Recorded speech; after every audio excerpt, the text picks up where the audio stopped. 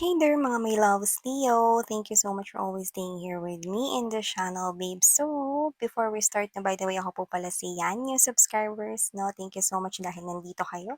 At sa mga returning subscribers, maraming salamat sa inyong warm love and support na binibigay. So, kung interested kayo, no, in checking out other channels ko, ang link niya ay nasa description box. So, meron dyan na English language, meron din Taglish. So, you might want to check that out. So, wala tayong gender, okay, and you can play roles if you want, babae, lalaki, LGBT, cross-watchers, you're all welcome here. And of course, this is timeless as well. At the end of the day, huwag nyo rin kalimutan na meron kayong free well. So, yun nga mga babes, no? If you happen to hear ang noise in the background, meron kasing ongoing construction, no?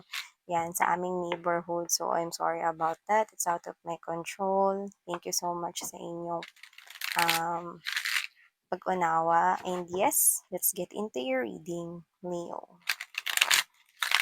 Archangel Michael, thank you so much. Together with your angels and spirit guides, thank you so much. Can we get messages for Leo, please? This is for Leo. Messages for Leo. Just catching up the right energies here for you guys.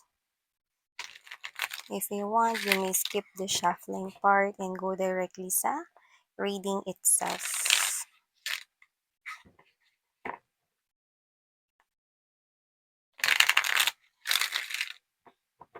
Okay, so let's go ahead. Latag na muna natin bago natin tuluyan na pag-usapan anong meron dito, Leo. We have here the sun. Wow, right at the first energy. We also have here the Ace of Wands. Also have here the Magician. Wow, beautiful. Have here this Five of Coins energy, Eight of Cups right here. And there's this King of Swords. Okay. Also have here the King of Pentacles energy. So nakikita ko dito may promotion, lalo na sa mga gusto nun. Nakakita tayo ng promotion for Leo or pag-angat ng pera nyo. Pwedeng business yan, negosyo. Meron ditong pera na paparating sa inyo na nakikita ko rito. Okay? At maliban sa pera, nakikita ko dito na kung may boyfriend at girlfriend kayo or may asawa na kayo, nakikita kong mas magiging malambing pa siya sa'yo. Taray! Taray ng mensaheng gano'n, no? Full of love. So, mahal na mahal ka talaga ng person na yan, no? Tsaka lalo na, okay? Busy man siya or hindi siya naging busy sa kanyang trabaho this past few days or this past few months, no? I-express niya pa rin yan sa'yo kasi deserve mo daw yan. Taray! Ang haba ng hair mo, Leo. So, nakikita ko rin na yung iba, pwedeng meron na ritong nalalapit na anniversary, monthsary, okay, weeksary, secondsary, yan. No? Meron tayong nakikitang ganon sa mga couples dyan, no? Miss yan, para sa mga single, meron ba dyan? Yes, meron na meron. Meron ditong happy and loving, a very loving connection na paparating sa inyo, singles. And this is someone here, not just someone, but this is the person here that you like. Pwedeng may specific person kang gusto, tinitingnan, minamatyagan, no? Naka-spy ka lagi sa kanya. Yes, may ganun din tayong energy na kuha. Pero yung iba na walang specific person, pero may ideal person in mind, like meron kang checklist, no, ng kung sino yung gusto mo rito maka in relationship, no, nakatangian ng person or whatever. Exactly the person, yun yung darating sa life mo, single. See, ang haba din ng hair mo. At nakikita ko rito, no, hindi naman sa inuman or sa bar mo to makikilala, pero I think, kasiyahan nito. Pwedeng selebrasyon, baka meron kang friend na ikakasal, baka common friend nyo ito. Pwede naman na nakakuha rin tayo dito ng event na pwede may kinalaman sa negosyo, business partnership, seminar, mga ganyan. So, whatever the case may be, nakikita ko na meron doon na posibleng wine or may selebrasyon, may ganap, yan. Nakikita tayo dyan. So, nakakita rin tayo rito, no, na meron ditong, eto ex talaga to, Leo. May ex kayo rito na iniwan kayo at pwedeng yung iba, hindi nagpaalam. Yun yung mga tinatawag na ghost. Excuse, excuse me. Umubo lang. So yun nga 'no, nakita ko rito na may nang-ghost sa inyo before 'no, na ex ninyo. Nakikita ko na makikipag-communicate siya sa inyo, pero uunahan niyo na agad siya. Like you're saying, "No." Hindi kayo makikipag-usap, wala kayong time to hear that 'no, or, "I don't wanna hear that." Explanation of yours, 'yan. Yung iba puwedeng nangyari na 'to, sa iba naman puwedeng hindi pa. Basta nakikita ko siyang makikipag-communicate sa'yo. Kung sino 'tong umalis at biglang naging si Casper, oo, biglang ano 'no, naging tropa nila Scooby-Doo 'no. Nakita ko rito na siya yung babalik rito sa inyo. Lalo na kung ang naging dahilan nun ay third party o pera, 'yan. Third party-ng tao yung tinutukoy ko dun, okey? So, nakikita ko rito 'no, na aside from that, na makikipag-communicate sa inyo, nakikita ko rito na meron meron kayo ritong, um, matutuklasan 'no, na something that's your truth 'no. Parang you're gonna discover something about yourself, maybe a skill or talent, okey? At nakikita ko na magagamit mo 'yan. Okay. Puwedeng alam mo 'yun, lagi kong ginagamit yung example na puwedeng 'pag magaling ka magluto, 'di ba, at hindi mo pala alam na magaling ka magluto 'no, ta's natikman mo yung sarili mong niluto na for the first time, ay ang sarap pala, parang mas magaling ka pa kay Chef Boy.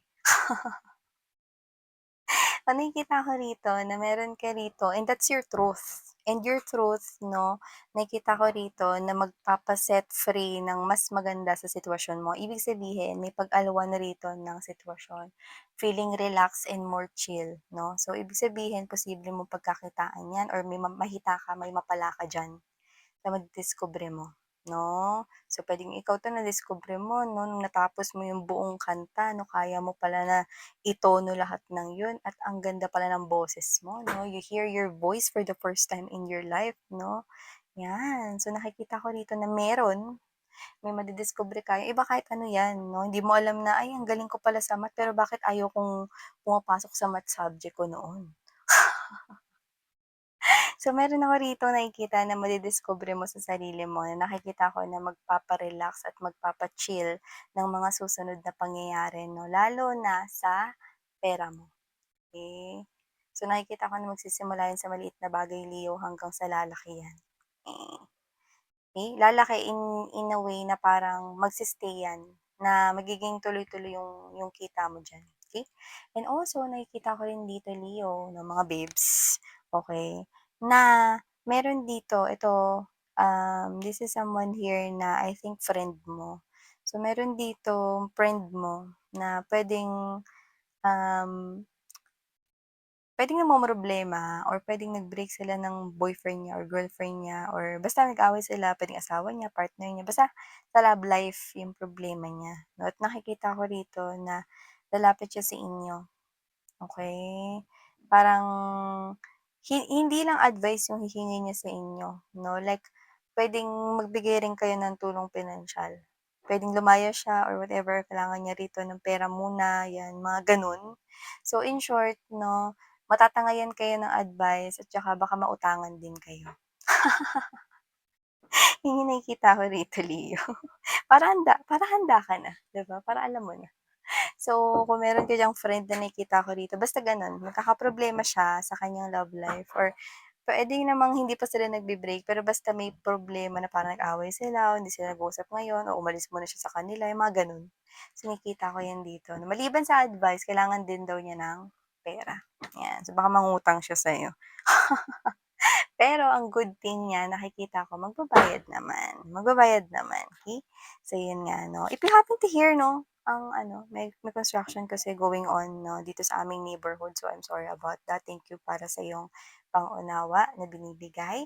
And going back here, nakita ko rito ng bagay na ikakahalakhak mo. Like sobrang tuwa to the point na tatawa ka 'no. Siguro huling tumawa ka nakita yung ngala-ngala mo medyo matagal-tagal na yun, ngayon tatawa ka talaga.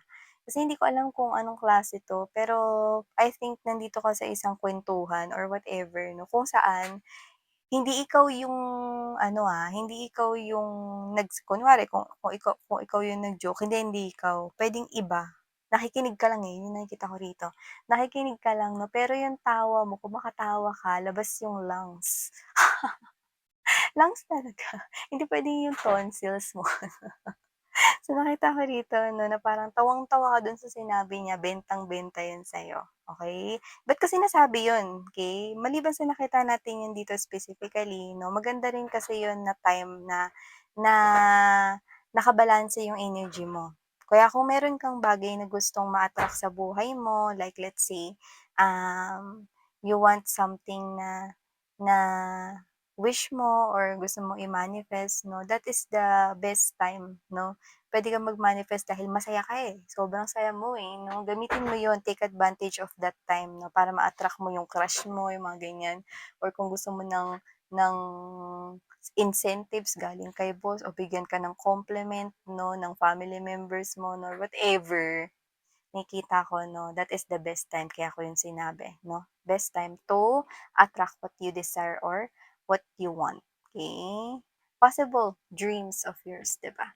At siyempre Leo, last but not the least, nakikita ko rito 'no, na meron ditong magpapa-excite, like yung excitement na galing sa'yo iba talaga, like intense, like it's going up 'no, sobrang high frequency ng excitement na nakikita ko sa'yo. So, kung ano man 'tong bagay na 'to puwedeng, "Oh, talaga join mo ko diyan, gano'n. Parang gano'n yung energy mo, yung parang, "Uy, huwag mo kalimutan, ikaw pa yung magpapa-remind dun sa person or ikaw pa yung, magpapaalala na, "Uy, joiners ako diyan, So, hindi ko alam kung anong klase yun, pero excited ka for that, okey? It could be anything, basta gano'n yung nakikita kong reaksyon mo. "Uy, ano na ako diyan, sureness na ako, sali mo na ako diyan, gano'n yung nakikita ko sa'yo. Yung parang handa ka na 'no, ta's parang ikaw yung nakikita ko yung energy mo na parang pauwi ka sa bahay niyo tapos tumatalon-talon yung parang kang ano, kangaroo.